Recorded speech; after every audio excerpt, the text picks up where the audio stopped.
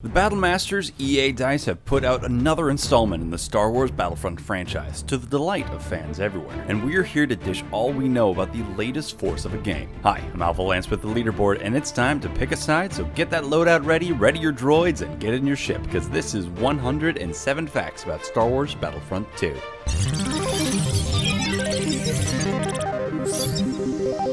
Star Wars Battlefront 2 was announced in April 2017 at the Star Wars Celebration Convention in Orlando, Florida. For the sequel, the main goal of EA DICE was to address the fans' previous concerns with the first game. EA's CEO Andrew Wilson confirmed this by addressing the constructive criticism they had received during their press event EA Play in June 2017. The biggest complaint that Star Wars Battlefront received was over the absence of a single-player campaign. As a result, a new single-player campaign is introduced in Battlefront 2. For an added twist, the new campaign makes the Imperials the good guys. Game director Mark Thompson said this was an effort to explore new territory and address the unsung heroes of the Imperial Guard, as opposed to the Rebellion. The new campaign is centered around Inferno Squad's retaliation against the Rebellion for blowing up Death Star 2.0. The story follows Iden Versio, an elite Imperial Special Forces officer that set out to avenge the death of the Emperor. The game was written in collaboration with Lucasfilm's Story Group and will be considered canon within the larger Star Wars universe. The story focuses on the 30-year span between Return of the Jedi and J.J. Abrams' The Force Awakens. It starts during the final moments of Return of the Jedi, right when Iden sees the second Death Star that has been blown to pieces, but instead of a heroic moment, it's a tragic one. A tie-in novel, Star Wars Battlefront 2 Inferno Squad, serves as a direct prelude to the game. It was written by Christy Golden and was released in July of 2017. The novel follows the exploits of the Galactic Empire's Inferno Squad, as it seeks to eliminate what was left of Saw Gerrera's Rebel Cell after the events of the 2016 film Rogue One.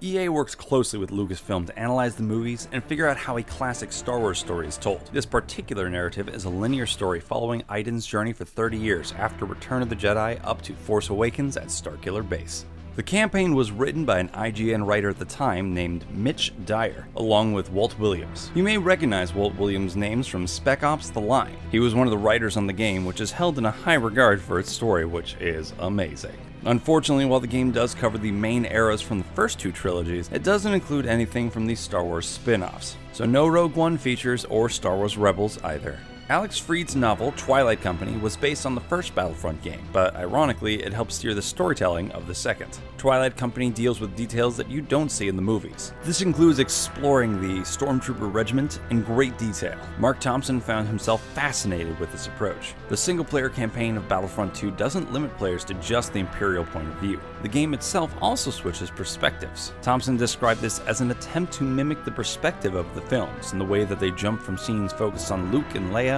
to ones focused on Vader and the dark side. This open point of view is meant to raise questions about the whole good versus evil dynamic that the series is built on, and we're likely to see these questions pop up quite a bit in the Star Wars universe if the trailer for Star Wars The Last Jedi is any indication of the franchise's future. To really solidify this concept, players can temporarily take on the roles of key characters on both sides, including Luke Skywalker and Kylo Ren. The devs stress that although you can play as one of the heavy hitters, even small characters can change the course of a battle depending on their actions. Droids will also have a significant role to play. Our protagonist character Iden will even have a droid sidekick to help her with various tasks along the way. A darker version of BB-8 or R2-D2 if you will, or a good version depending on whose side you're on. Iden's little droid is one of the specially modified ID-10 seeker droids used by members of Inferno Squad. And in the trailer you can spot it folding onto her back like a dope origami backpack. Iden's ID-10 Seeker Droid is not a talking droid, but rather a useful multi-tool. ID-10 breaks Iden's handcuffs in the trailer and is predicted to be helpful for players to gain access to guarded or closed-off areas. In the book, the Inferno Squad uses ID-10 Seeker Droids to hack and hide data while undercover. In the game, the ID-10 becomes a more offensive tool, with the ability to mark enemies on top of hacking. It can also slice through doors and stun enemies. Battlefront 2 will encompass the entire Star Wars franchise, not just the original trilogy, and these writers aren't kidding. The game will cover everything from the prequels to the newest installments. That means you'll get to play characters like Kylo Ren and Rey from The Force Awakens, but also throw it all the way back to Darth Maul from the prequels. And those aren't just one-off one-off plot devices. Even the big characters have an upgrade system integrated, so you'll grow and change as you play. DICE creative director Bernd Demir pointed out that this gives the characters more depth than a momentary power trip. This also allows for more customization and a more flexible gameplay. The same rules apply for the trooper characters. Players can now utilize characters such as Phantom Menace-era battle droids, Imperial officers, and First Order stormtroopers, depending on the class you're playing and which side you're playing on. For example, let's look at the soldier class. You'll find stormtroopers on the Galactic Empire side, and rebel soldiers on the Rebel Alliance side, clone troopers on the Galactic Republic side, and super battle droids on the CIS side. Add in the multiple weapons for each subset of soldiers, and multiply it all by the number of classes, and you've got a lot of gameplay. We'll get more into depth on this later. The troops change depending on the era to maintain a narrative continuity even in multiplayer mode. Remember, this all happens over 30 years, and a lot can happen in 30 years. Just look back to the 80s? Oh gosh, the 80s. Similar to the first Battlefront game, items that a player unlocks along the way can carry through different missions and environments. Like we said, continuity is a big deal, and it's ultimately a game that follows a hero narrative, which means letting the hero hang on to their weapon. One thing EA wanted to change in regard to the first game was the vehicle handling in space missions. To do this, they brought on Criterion, a subset of EA, to work the same magic they use on Battlefront's X-Wing VR mission, a bonus mission from the original games that let players pilot an X-Wing in a space dogfight.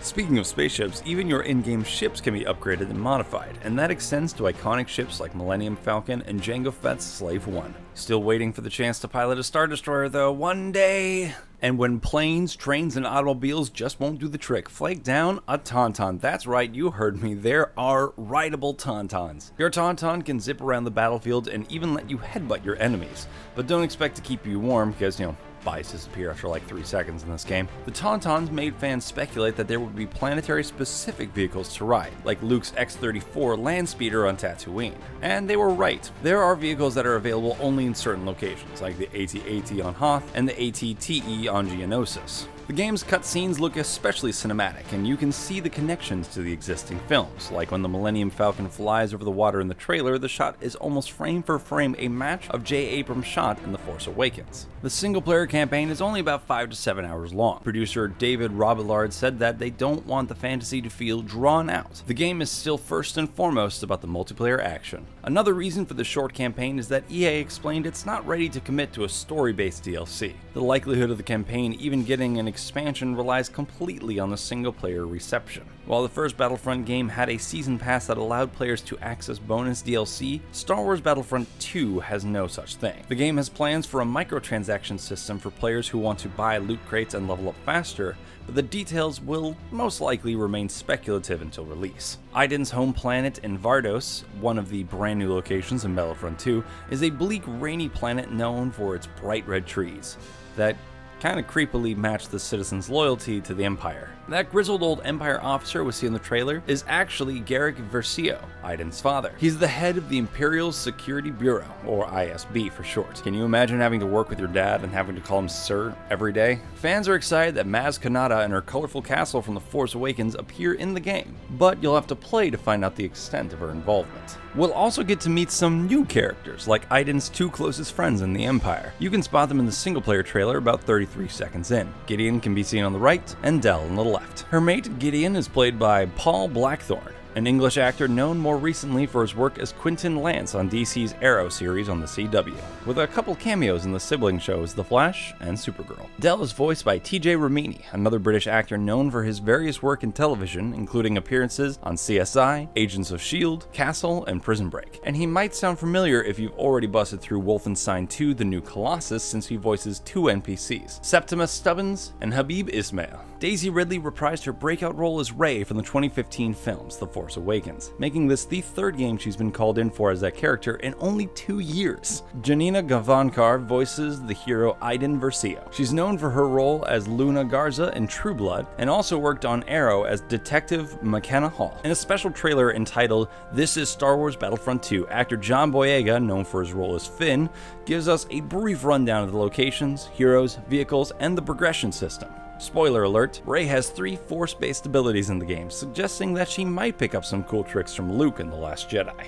Of course, we see her doing some sick training with Luke in the trailer for the film, but Who knows? Rian Johnson loves to keep us on our toes. In one of the trailers for the single-player campaign, we see Princess Leia on the planet Naboo. This might seem a little bit weird since Naboo was mainly featured in the prequels, but this isn't her first time there. Leia visited Naboo in the book Princess Leia of Alderaan, which takes place during the events leading up to A New Hope. The Battlefront 2 beta showed a playable map located within the Fondor shipyards. This is an Imperial shipyard used by the Confederacy of Systems during the Clone Wars, and is heavily guarded with 18 shield stations. And for all of you folks maybe thinking about ships on the Hudson River, don't forget this is Star Wars. This is of course a shipyard of spaceships. Since the story mode takes place in the 30 years missing between the original trilogy and the new movies, we'll see a lot of familiar faces, including franchise golden boy Luke Skywalker. We've gotten a peek at Iden aiming a gun at Luke's head, which is upsetting, but also foreshadows an exploration of the places their stories intersect.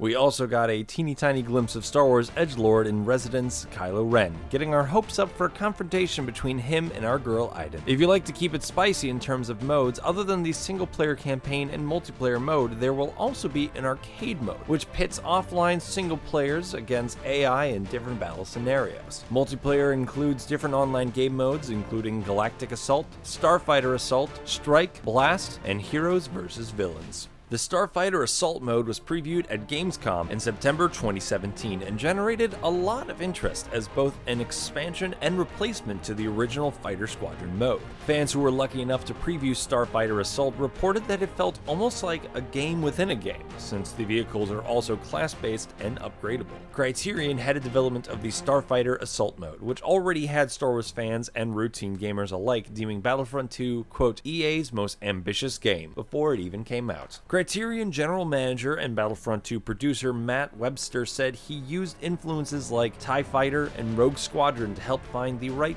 feel for Star Wars space combat. So just like the game cinematography attempted to emulate the movies, developers wanted the pacing and movement of battles to feel like the movies as well. Criterion also drew inspiration from other franchises. This included many of the street racing games they previously developed, like the Burnout series and some Need for Speed titles as well. In Starfighter mode, players can experience full 3D movement. This enables the player to have more freedom with full roll control on the left stick and no preset maneuvers. But stay frosty, there is an auto-rotate function on a timer that will flip you back over if you don't give the controller any input. This new control system was built from the ground up, so it's completely unlike the control system of Battlefront 1. But playtesters have had positive reactions, and producers claim even players have been able to get the hang of it within 10 to 15 minutes. Criterion applied what they learned from the VR demo of the first game to create an all-new experience for Starfighter mode, and according to players so far, the handling feels incredibly immersive. Producers Matt Webster and John Stanley say there will be no VR in Battlefront 2, but assure the press that VR remains incredibly important to EA as a company since it appears to be on the rise in the coming decade. The new pilot role feature allows players to pull off iconic Star Wars movements seen in the films.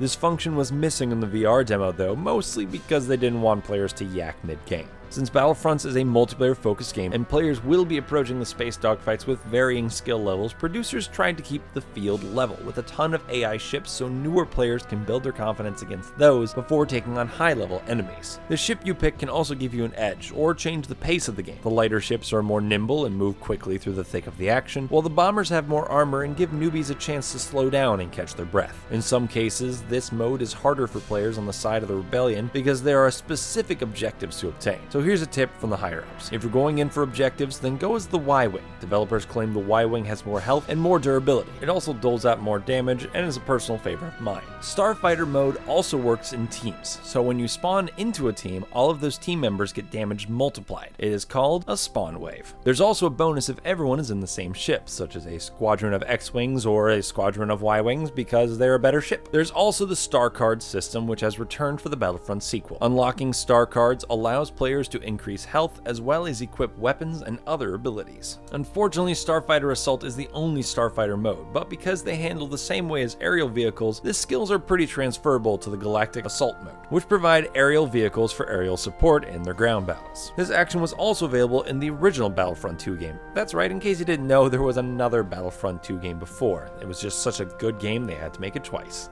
Peer back in EA's history and you'll find out that they already made 2 Battlefront games. That's Star Wars Battlefront in 2004 and Star Wars Battlefront 2 in 2005, with Roman numerals rather than normal numbers. Like the 2017 edition of Battlefront 2, the original Battlefront games let you play as characters on both the dark and the light side. Like the new games, the old Battlefronts cover a large time frame, with battles taking place in both the Clone Wars and the Galactic Civil War. One of the most common complaints in reviews of the 2004 Battlefront game is that all of the AI in-game combined has the max intelligence of Jar Jar Binks, which is to say not much. With the leaps in technology the video game industry has taken since 2004, we're sure the newest Battlefront game will be a big step forward. Battlefront 2 introduces 4 classes: Assault, Heavy, Specialist, and Officer. Each can form relatively conventional setups like range or firepower. Each class has their own customization and progression capabilities. They also have a variety of cosmetic character types, so the characters fit the time period, like Rebel Fighter, Imperial Officer, Stormtrooper, and Federation Droid. By diversifying your team's ranks with a variety of classes, you've got a better chance at beating one of the big hero characters that comes charging through. Your classes level up based on a resource system, which we'll cover in a minute as well, and any growth you earn will carry over between the eras. Since you have the opportunity to level up both the common character and the hero character, those heroes start to function less like unbeatable bosses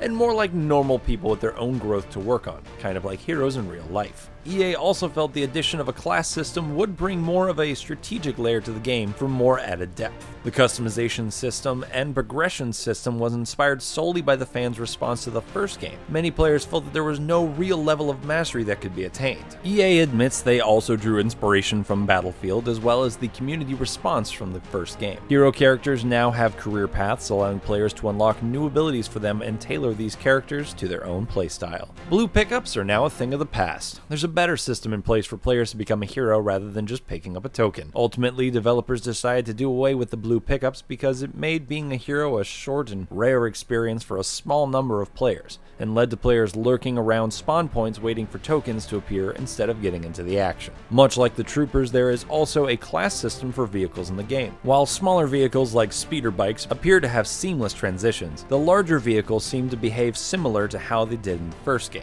EA announced an Elite Trooper Deluxe Edition pre-order that has cosmetic additions for Rey and Kylo Ren, as well as weapon modifiers for each trooper class, and an ability modifier for the Millennium Falcon. Fans were wondering if Jar Jar Binks would be a playable hero despite his negative reputation among the community. Although it was asked several times, EA only hinted at the possibility, but did not confirm anything. Design director Nicholas Fagrius of DICE said that out of every hero character they had revealed at the time, his favorite is definitely Darth Maul, simply because of acrobatics alone. There's a seasons concept that developers have implemented which refers to how the game changes after launch. Season 1 is all themed around The Last Jedi. The first season expansion is set to be released in December of 2017. New features will include a space map over Dakar, the new planet Crate, Resistance hero Finn, and First Order villain Captain Phasma. The idea behind the free season pass was made out of concern for the Star Wars community. Rather than separate players based on who can afford what, they wanted an equal opportunity game with a real sense of community. Later on, developers finally shed some light on this resource system that was kept in the dark for so long. It's referred to as the Battle Points system, and it's how you progress throughout the game. This new Battle Points system is also meant to replace the blue pickup system from the first game that we previously mentioned. Developers wanted players to be able to access their own personalized Star Wars fantasy, so instead of applying happenstance as before, players now earn these battle points. This means every time a player reaches an objective, helps their team, or kills an enemy, they'll receive battle points.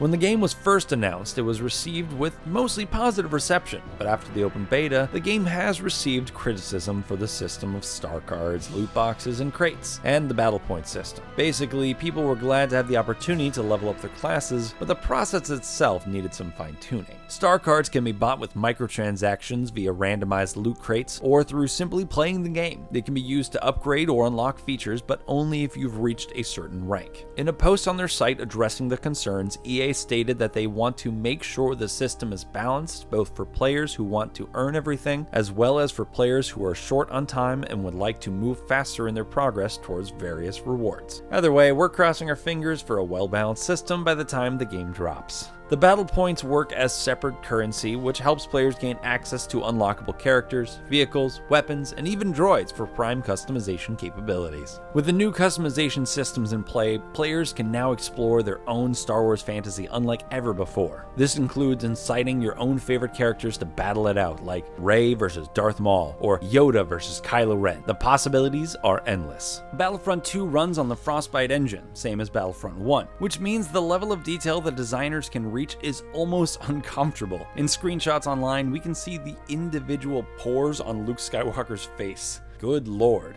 The biggest and most exciting change in the eyes of EA is simply the 3 different eras explored in one game. They did this to witness the evolution firsthand and explore every era in detail, while combining them in surprising new ways. Multiplayer maps in the trailer include Tatooine, Hoth, and Yavin 4, and on the EA website, it was revealed that other locations include Naboo, Starkiller Base, Takodana, Jakku, Kashyyyk, and Death Star 2.0. We also know that players will visit Solust and Vardos, putting it up to 12 maps already. Multiplayer matches have a maximum player count of 40, which may be disappointing to fans hoping for a higher number of players, like Battlefield's buck-wild 64 players per match, or PUBG's 99-player wildness. Just after the E3 preview, the Star Wars Battlefront 2 trailer was the most watched trailer on YouTube as of June 2017, right ahead of Assassin's Creed Origins. The release date for Star Wars Battlefront 2 was November 17th, 2017, but if you were lucky enough to get your hands on a pre-order, you can start playing on November 14th. That's just enough time to hone your skills before challenging your extended family to play after Thanksgiving dinner. The game is available on PC, Xbox One, and PlayStation 4, and there is the possibility for 4K optimization on the Xbox One console, according to the store listing on the Xbox One store. There you have it. Once again, I'm AlphaLance, and thanks for watching 107 facts about Star Wars Battlefront 2. Did you play it yet? Did we miss anything? Comment below, let us know. Don't forget to click the bell icon to become part of the notification squad. And if you like getting more from your games, subscribe to the Leaderboard, your home for video game facts. Thanks for watching. Make sure to like and follow the Leaderboard for more videos.